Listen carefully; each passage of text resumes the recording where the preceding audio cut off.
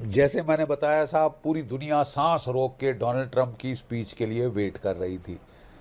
और कल Marco Rubio ने भी बोला था, डोनाल्ड ट्रंप पुचकार रहे थे मार्केट्स को कि ब्लड बाथ में मत जाओ,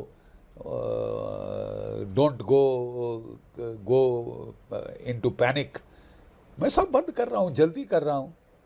और आज जहाँ उन्होंने ये पागलपने की स्पीच दी है, तो साहब ब्रेंट क्रूड की प्राइस $112 प्रति बैरल हो गई। कर लो जो करना है, $112 प्रति बैरल हो गई है। दुनिया इकोनॉमिक तबाही की कगार पे आप धकेल रहे हैं। जितने दिन ये लड़ाई चलेगी, दुनिया वो इकोनॉमिक रिसेशन में जाके रहेगी। आप दुनिया को छोड़ें साहब, भाड़ में जाए बाकी दुनिया। ज़रा भारतवर्ष की तो बात की जाए। हम साहब गोल्डी लॉक मूवमेंट में से, हमारी इन्फ्लेशन लो थी, हमारी इकोनॉमी चढ़े जा रही थी, जीडीपी ग्रोथ रेट बढ़ रहा था, 7 से 8% के बीच हम होवर कर रहे थे। 8% ग्रोथ रेट की बात हो रही थी, जीडीपी एनुअल ग्रोथ रेट की। अब जो स्टैंडर्ड्स एंड पुअर है और गोल्डमैन सैक्स है, उन्होंने साफ कह दिया है कि साहब भारत का ग्रोथ रेट रिवाइज होके 5.9 to 6.1%। कंग्रेचुलेशन, थैंक यू बोलिए ना डोनाल्ड ट्रंप को, आपके चहेते डोनाल्ड ट्रंप को थैंक यू बोलिए, बेंजामिन नेतन्याहू साहब को, कि आपका तोहफा है साहब, थैंक यू। हम तो आपके अच्छे दोस्त हैं, आप हमारी इकोनॉमिक तबाही में क्यों लगे? आप लड़ना चाहते हैं, आखिरी ईरानियन को मार डालना चाहते हैं जान से, तो हमको तो बख्श दीजिए ना साहब, हम तो आपके दोस्त हैं। We thought we are your best friends. But ये लड़ाई आपने बहुत भारी मिसकैलकुलेशन पे की है साहब। आई एम सॉरी, हमें उम्मीद नहीं थी कि इतनी प्रोफेशनल आर्म्ड फोर्सेस जैसे कि इज़राइल के हैं, इतनी प्रोफेशनल इंटेलिजेंस एजेंसी, वो इतनी बड़ी मिसकैलकुलेशन कर देगी। ये बहुत बहुत ही ख़तरनाक एक मंजर पैदा हो गया है इस मिसकैलकुलेशन के चलते। एक मिसकैलकुलेशन पूरी दुनिया को महंगी पड़ी, इज़राइल में तो महंगी पड़ी रही है साहब। हमें बुरा लगता है जब हम खबरें सुनते हैं, वो कह रहे हैं अमेरिका वाले कि सारे मिसाइल हमने ध्वस्त कर दिए हैं। कल ईरान ने 450 सर्जिल मिसाइल फायर किए जेरूसलम और तेल अवीव पे, और जो हिजबुल्लाह ने 2500 रॉकेट और मिसाइल सिंक्रोनाइज दागे। आप कह रहे हैं कमांड कंट्रोल कोऑर्डिनेशन सब खत्म कर दिया है, तो मुझे बताइए कि जो IRGC है वो 1000 मील दूर कैसे हिजबुल्लाह से सिंक्रोनाइज कर रही, सिंक्रोनाइज अटैक किया है साहब, जिससे कि आपके डिफेंसेस को बहुत दिक्कत आई है।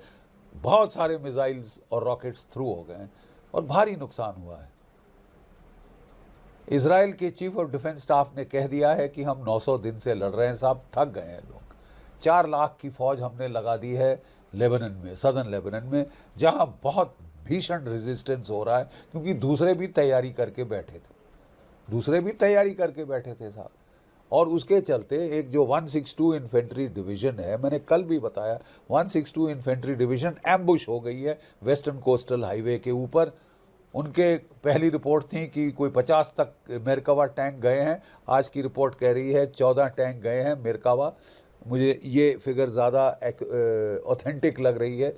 और 300 शहीद हुए हैं या घायल हुए हैं। 10 हेलीकॉप्टर कह रहे हैं वहाँ से उनको लेके आ रहे थे। इजराइल ने सेंसर कर दिया है, बिल्कुल ब्लैंक आउट कर दिया है, करना पड़ता है लड़ाई के दौरान। बट साहब नुकसान बड़ा भीषण हो रहा है, बहुत भीषण हो रहा है। और अब 2 देश हैं जो कि लाइफ एंड डेथ स्ट्रगल में लग गए हैं, एक है आपका ईरान, दूसरा इजराइल। मैं गुरदीप के पास आती हूँ कि गुरदीप, आज जो 20 मिनट का भाषण था उसमें बहुत सारी सिमिलैरिटीज डोनाल्ड ट्रंप के भाषण की मोदी जी से भी मिल रही थी, कि अपने आप को हमेशा बड़ा बताना कि मैंने इतना सारा किया। उन्होंने आज कासिम सुलेमानी का जिक्र किया उस 20 मिनट के भाषण में कि देखिए हमारा जो पहला टेन्योर था, हमने ईरान के जो उस समय मिलिट्री कमांडर थे उनको मैंने मारा, और अब हमने यहाँ पर खामनाई को मारा। उस तरीके की बातें कर रहे थे, वो कन्विंस करने की कोशिश कर रहे थे अमेरिकन को कि जितने भी कारणों की वजह से आज अमेरिका को इस युद्ध का साथ देना पड़ रहा है वो सही कारण है, कन्विंस करने की कोशिश कर रहे थे। लेकिन एक बार भी आज उन्होंने ये जिक्र नहीं किया कि भारत जैसे देशों का क्या होगा, जो उनका स्ट्रैटेजिक अलाय है, या फिर बाकी जो देश हैं, जिनको अमेरिका अपना देश कहता था या अपने अलाइज कहते थे, नेटो के कंट्रीज को तो उन्होंने बिल्कुल बोल ही दिया कि अब आप जानिए आप कैसे इस हॉर्मूज के संकट से निपटेंगे और आप अपना तेल यूएस से खरीदिए। ये भारत के लिए और बाकी देशों के लिए आपको क्या लगता है कि कितना बड़ा क्राइसिस है? और जिस तरीके से मार्केट्स ने रिएक्ट किया है, आज पूरे बाजार में शेयर मार्केट में तबाही है एक तरीके से। देखिए, जो आज देखा है पूरी दुनिया ने, उसको हम एक शब्द कह सकते हैं, टेरिफाइड ट्रम्प। एक खौफज़दा ट्रम्प दिखे, जो ये साबित करने की कोशिश कर रहे थे कि ये जो मेरी हार दुनिया को दिख रही है, वो दरअसल हार नहीं, जीत है। वो शब्दों के जाल में दुनिया को उलझाने की कोशिश कर रहे थे, क्योंकि ट्रम्प ये समझ नहीं पा रहे हैं कि एक देश ईरान, जिसके कि हमने 50-60 टॉप लीडरशिप को मार दिया, जिसके ऊपर सारे रिस्ट्रिक्शंस लगा रखे हैं, जिसके ऊपर लगातार हमले कर रहे हैं, वो नेगोशिएशन टेबल पे क्यों नहीं आ रहा है?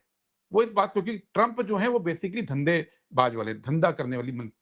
तो उसमें क्या होता है कि आप सीधे-सीधा अपना फ़ायदा देखते हैं। आप प्रेशर में अपना गोल पोस्ट चेंज करते हैं। लेकिन ईरान जो है वो एक सिविलाइज़ेशन है। ईरान इस तरह की भाषा में ना सोचता है, ना इस तरह की भाषा में वो जीता है।